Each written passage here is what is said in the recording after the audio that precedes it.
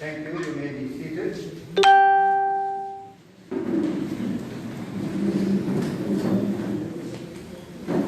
On behalf of the Gandhi Development Trust and the City Settlement, it is my pleasure and honor to welcome all of you to this morning's event.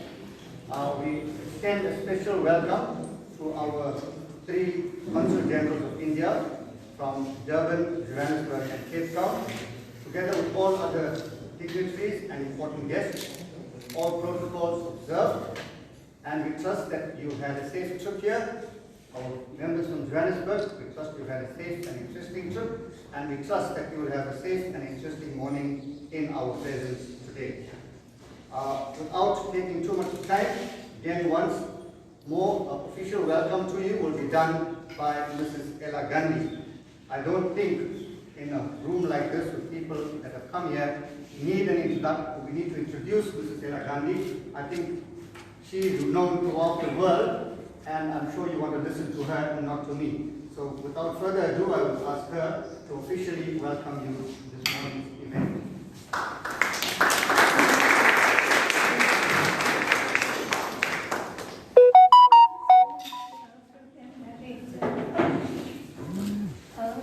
Yes, indeed, I am so happy to see all of you come here to this beautiful place, Pink Settlement, which Gandhi established in 1904, when he decided that he was going to change his lifestyle. So, I must commend women power, I think it is, Consul General of India in Johannesburg, for thinking of bringing this tour. And I know that Bunny is the other person who puts this whole idea of a tour together as well. So again, thank you to Women Power.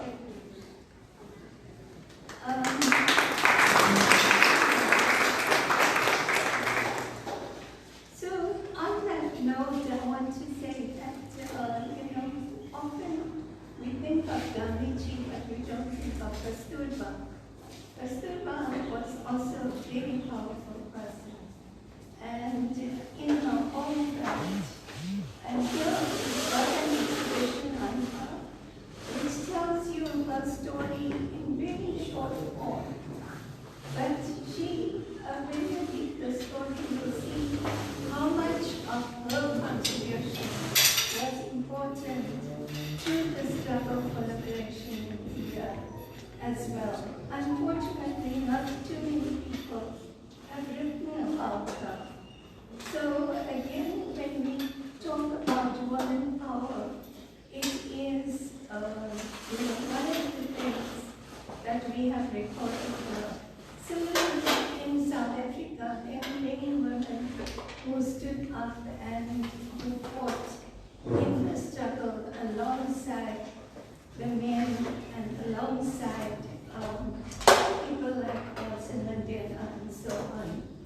So, once more, the whole idea of gender equality was one of the things that Gandhiji also spoke about in his later life. Initially, when he came here at that time as a young man, he was status conscious. You see his dressing. He was a lawyer, and he was conscious that he is somebody higher than everyone else. That's how people would perceive. When you have a degree, when you have money, that kind of power relationship, which is what he discarded when he came to Phoenix Settlement. And that is the importance of Phoenix Settlement, that he began to think that these are just barriers. These barriers that we create between us, between human beings, genders, classes, different castes, different race groups. It's all barriers that we have created. And that those barriers have to be broken down. And that's why he called friends of his to come here who thought in similar vein to come here and begin to look anew at life. Look at how can we live as people, as equals, in terms of gender, in terms of race, in terms of class, everything. And you'll see three things in when you go to the Gandhi house. That was his house, Sarvodaya. And when we take you there, you will see three things that made him change, which he read in the book that was written by Ruskin. The first one was that the good of the individual is contained in the good of all. And it's a similar theory as Ubuntu. Ubuntu is also, I am because you are. And in this theory, the good of the individual is contained in the good of all. It's the same theory that you cannot progress unless everybody progresses. So that's one idea. The second idea that Gandhi saw was that a job of a lawyer and the job of a barber is the same. They both are working to sustain themselves. They are working, doing a piece of job. So why should there be the status difference? And this was the second point that came to his mind at that time. And the third point was that we are connected to the earth. We are connected to nature. Human beings cannot live without nature. And so there is an interconnectedness between us and nature. And therefore the best life is the life of the tiller of the soil and the handicrafts person. And that's why he decided to buy a farm where they could all come together and do some farming as well as do other things. And one of the things that he thought of was communication. Communication and media are very powerful in order to promote ideas and promoting what you think, mobilizing communities, educating communities. You need the media and you need communication skills. And therefore he also paid attention to the Indian opinion, which had already been started in Durban a year before. In 1903, the press started, but it was in Durban. And then when he decided to move to this place, he brought the press to Phoenix Settlement. So the media was also an important tool that he used here and he developed. And if you see in his history, he had many newspapers that he ran in India. There were many newspapers, Sarjan Bandhu, Young India, I can't remember all the names, but there were many newspapers that he ran himself in India. So media is important, but we need to ensure that media does its work in the right way. If we spread a message of violence through the media, if you look at violence every day, your children learn violence. As we grow, we learn violence. And we begin to think that violence is the only way. Many people still believe that you cannot defeat a violent person or a violent state without violence. But Bapuji showed us that non-violence is far more powerful and it's far more sustainable than violence is. He showed us that when you commit violence, you actually destroy.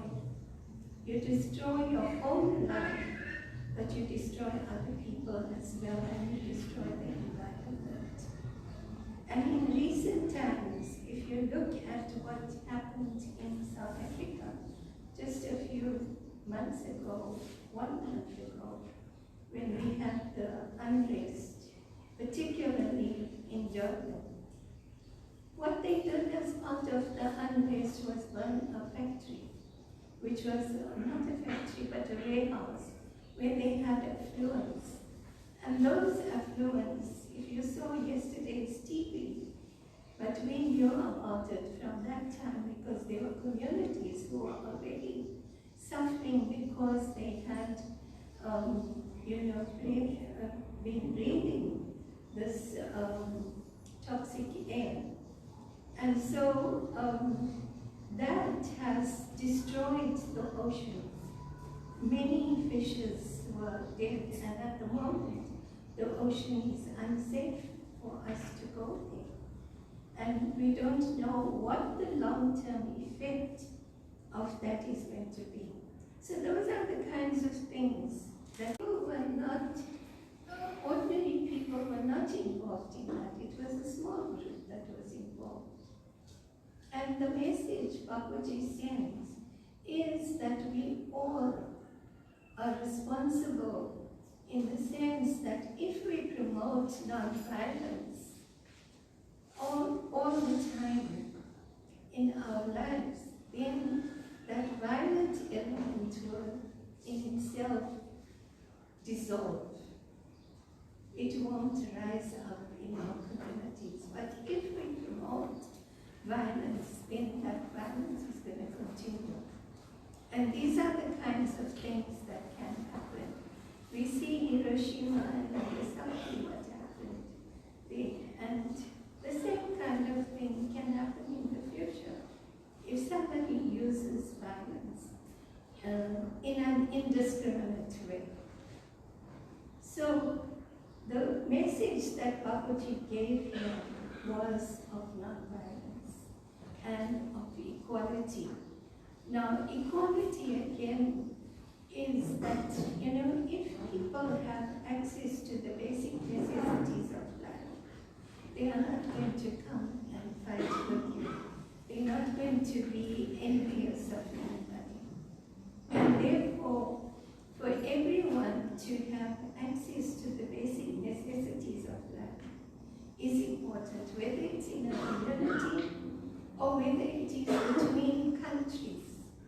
If your neighbor is as well off as you are, then there'll be no fight between the two of you. There won't be a need for antagonism, the kind of antagonism that we see. And that antagonism only arises because of the vast inequality. So those were some of the basic things that Gandhi taught here. And today, under COVID situation, under the situation of poverty, under the situation of the rising inequality, we find that Bapuji's message is far more powerful than before. Last year, the settlement was declared a National Heritage Site, and we are working towards the settlement being declared a World Heritage Site for the simple reason that the message that comes from this place is a powerful message that the world needs to see. So as you go and visit, please remember that message that Gandhi left for us, for posterity, and I hope that each one of us going forward will take that message. And if each one of us spreads that message, you can imagine how the world